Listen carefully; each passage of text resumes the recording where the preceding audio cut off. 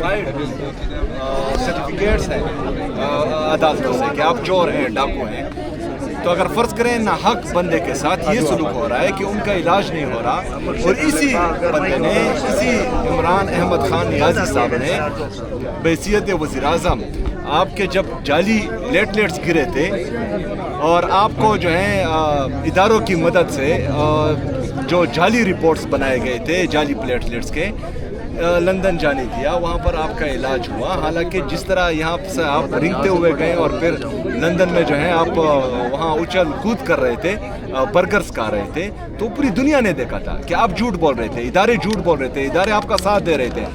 لیکن عمران خان صاحب کی آنکھ کا سیریس ایشوز ہیں، اور وہ جو ہے سپریم کورٹ میں کوٹ ہو چکا ہے فرینڈ آف کورٹ کی طرف سے. اس کے بعد بھی جو ہے آپ عمران خان صاحب کو ان کی فیملی سے ملنے نہیں دے رہے، ان کی ذاتی ڈاکٹرز کی نگرانی میں شفا انٹرنیشنل ہاسپٹل میں ان کا علاج نہیں ہونے دے رہے. تو یہ غیر آئینی مطالبہ تو نہیں ہے، غیر قانونی مطالبہ نہیں ہے، انسان کے بنیادی حقوق ہیں، پرزنرز کے بنیادی حقوق ہیں، جیل مینول میں یہ لکھا ہوا ہے.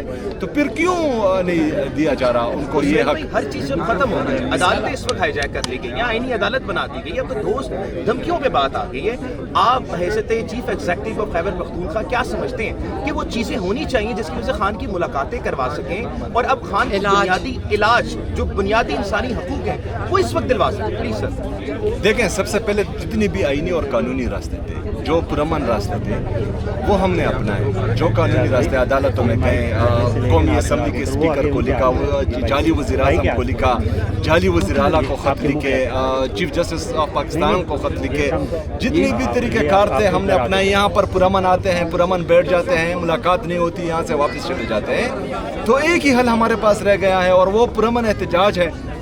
وہ پرامن احتجاج جو ہے اس کا حق ہم رکھتے ہیں. اور جتنے بھی ہمارے سیکیورٹی فورسز ہیں، جتنے بھی لا انفورسمنٹ ایجنسیز ہیں، ان کو میں یہ بتا دوں کہ آپ یہ دیکھ رہے ہیں، ہم ہر ممکن کوشش کر رہے ہیں کہ ہم احتجاج نہ کریں.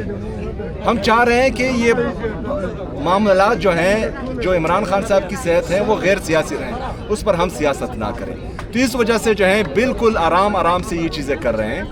لیکن ہمارے پاس کون سا آپشن رہتا ہے پرامن احتجاج کے علاوہ؟ لیکن جب ہم پھر آئیں گے تو آپ سے بڑا بغیرت پھر کوئی نہیں ہوگا جو معصوم لوگوں پر گولی چلائے گا، جو معصوم پاکستانیوں پر گولی چلائے گا. وہ جو ہے اس سے بڑا بغیرت پھر اس دنیا میں کوئی نہیں ہوگا. اور آپ دیکھ رہے ہیں کہ ہم پرامن طریقے سے آ رہے ہیں، بار بار ریکویسٹ کر رہے ہیں، منت سماجت کر رہے ہیں، عدالتوں میں جا رہے ہیں، جتنے بھی لوگوں کو مسلط کیا گیا ہے ان کے پاس جا رہے ہیں. لیکن اس کے بعد سنوائی اگر نہیں ہوگی تو ہمارے پاس وہی پرامن احتجاج کا راستہ ہے. تو پھر جب ہم پرامن احتجاج کریں گے اور آپ گولی چلائیں گے تو پھر آپ پاکستانی نہیں ہوں گے. یہ موقع تو نہیں ہے، لیکن گلگت بلتستان کا الیکشن میں نون لیگ کے نواز شریف صاحب جو فارم 47 کے وزیر اعظم ہیں ان کو بھی جانے دیا جاتا ہے، جناب بلاول بھٹو صاحب کو بھی جانے دیا جاتا ہے. لیکن جب جناب جنید اکبر جاتے ہیں ان کو پکڑا جاتا ہے. فارم 47 کا وزیر اعظم تو کوئی اور، نواز شریف کے ساتھ عملی نہیں ہوئی. بالکل جو نواز شریف صاحب ہیں ان کی بات کر رہا ہوں میں، تو وہ بھی چلے جاتے ہیں. پیپلز پارٹی کے جو ہیں بلاول بھٹو صاحب بھی چلے جاتے ہیں. لیکن جب پی ٹی آئی جاتی ہے وہاں پہ الیکشن کیمپین کرنے کے لیے ان کو روکا جاتا ہے. کیا آپ سمجھتے ہیں کہ آپ گلگت بلتستان جائیں گے وہاں پہ الیکشن کیمپین کرنے کے لیے؟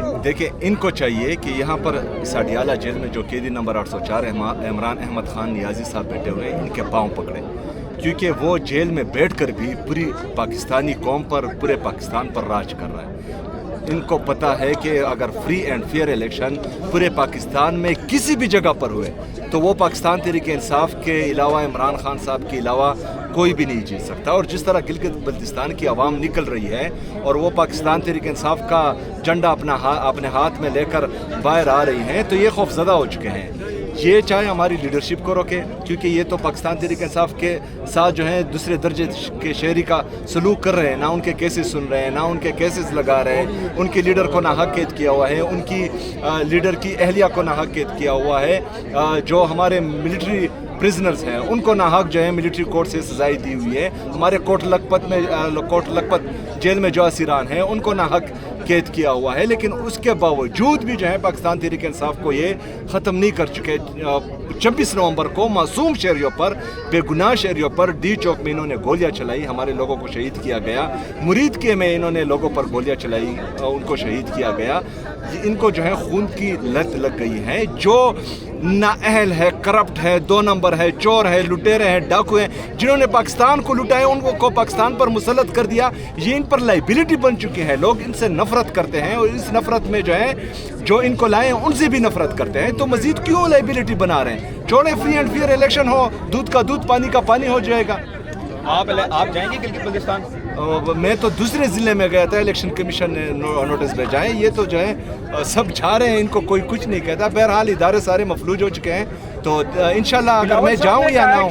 मेरी बात सुनो। जीबी 100% पूरा का पूरा जीबी इमरान खान के साथ है, क्योंकि वो उनके साथ वो जुल्म के निज़ाम के खिलाफ भी हैं और वो बड़े बाशऊर लोग हैं जो जीबी के लोग हैं ना, क्योंकि हम इन इलाकों को बहुत अच्छी तरह जानते हैं और बड़ा प्यार है इन सब से। इमरान खान को भी बड़ा प्यार है इन इलाकों से, और हम सारे के सारे दिल से हम इन लोगों को जानते हैं। ये बहुत बाशऊर हमारे लोग हैं। सुने, को हाउस अरेस्ट कर दिया मैं आपको कह रही हूँ 100% गिलगित बल्तिस्तान इमरान खान के साथ है, 100%। अब इनके पास एक ही तरीका है, जब इनको 0 वोट मिलेंगे उसके आगे 2 ज़ीरोज़ और एक लगा दें। जहाँ पे 100 वोट मिलेगा उसके आगे 2 ज़ीरोज़ लगा दें। फॉर्म 47 पे इन्होंने करना है, तो इतनी भाग दौड़ क्यों कर रहे हैं कि किसी को मारो ना मारो? आराम से बैठो।